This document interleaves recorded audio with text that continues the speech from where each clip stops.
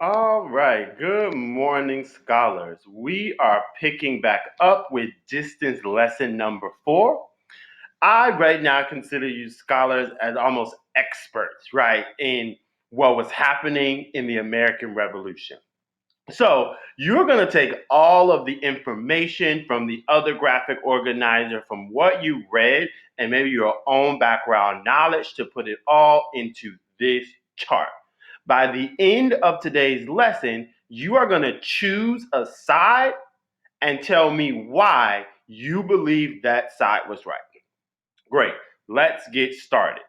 On this chart, we are going to be answering this big question by answering these smaller questions. And so these questions are: what were the perspective of these two sides? And even more specific, what was felt, what was thought, or what was believed? And then we're going to explain what happened as a result of that perspective. And then, of course, we always need to put our source. Now, I'm going to show you how I fill this out first, and then you're going to have your time to find your own 2 examples. Great. So for this first one, what was the perspective? So notice how under this question, there are these 3 smaller questions. What was felt, what was thought, what was believed?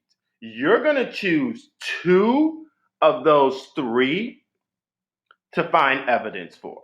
Again, you're going to choose 2 of the 3, what was felt, thought, or believed. For this first one, next to the British, I chose thought.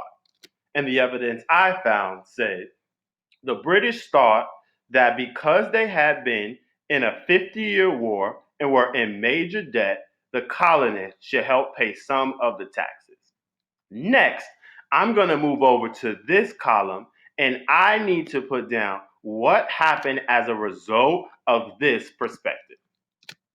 So as a result of this thought, they imposed a sugar and a stamp tax on the colonists.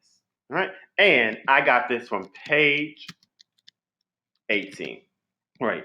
So scholars, you are going to look back through pages 18 to 24 in order to find your own 2 examples of what they felt, thought, or believed. Remember, can't use mine.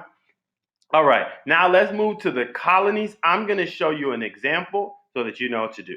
Great, so I'm going to go here. So again, we are looking for what the colonies either felt, thought, or believed. I found something they believed, and it says, the colonists truly believed in the law that said no taxation without representation, and their representatives never voted on the tax. This just means we have to be able to vote on something. You can't just force us to do it, right? And so, as a result of that belief,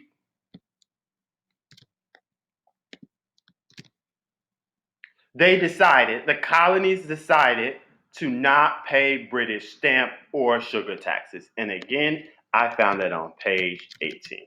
All right, so you are going to look back over pages 18 to 24 in order to find your own 2 examples of what they either thought, felt, or believed, and what happened as a result. Those pages are also going to be linked right at the bottom of this chart. Happy hunting!